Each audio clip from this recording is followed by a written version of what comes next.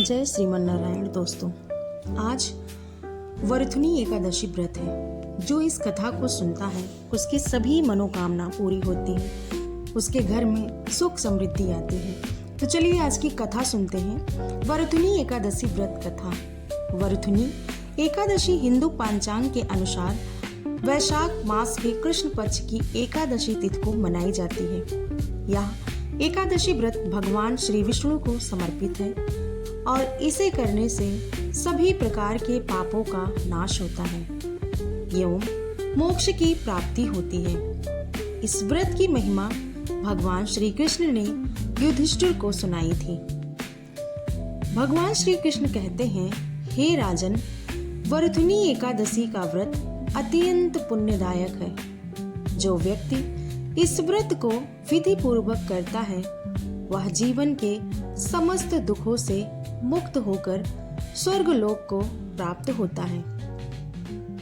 इस व्रत की कथा प्राचीन काल के धर्मपरायण राजा मंधाता से संबंधित है। राजा मंधाता सूर्यवंशी वंश से उत्पन्न एक महान और धर्मनिष्ठ राजा थे। उन्होंने जीवन भर सत्य और धर्म के मार्ग का पालन किया। वे यज्ञ, दान, तपस्या और प्रजा की सेवा में संलग्न रहते थे। एक बार वे गहरे तप में लीन होकर भगवान विष्णु की आराधना कर रहे थे। उनकी कठोर तपस्या से प्रसन्न होकर भगवान विष्णु ने उन्हें दर्शन दिए और वरदान मांगने को कहा।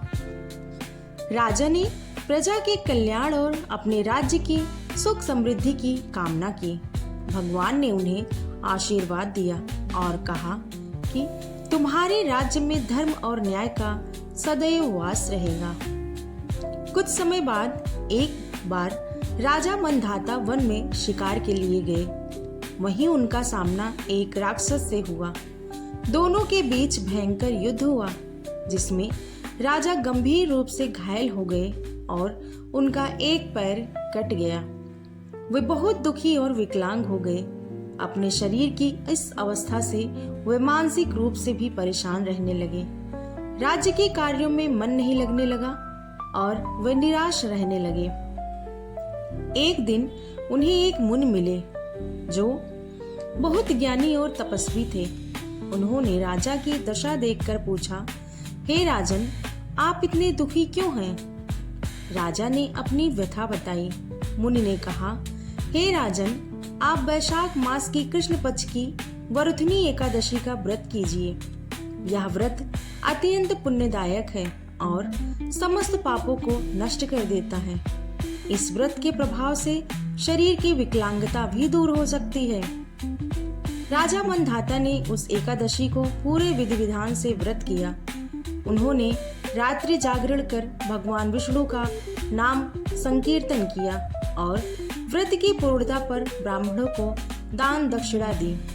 व्रत के प्रभाव से उनका कटा हुआ पैर पुनः जुड़ गया और वे पूर्ण रूप से स्वस्थ हो गए। इस चमत्कार से वे अत्यंत प्रसन्न हुए और भगवान विष्णु की कृपा से उनका जीवन पुनः सुखमय हो गया। उन्होंने अपने शेष जीवन में इस व्रत का प्रचार प्रसार किया और प्रजा को भी इसके महत्व से अवगत कराया। व्रत का फल।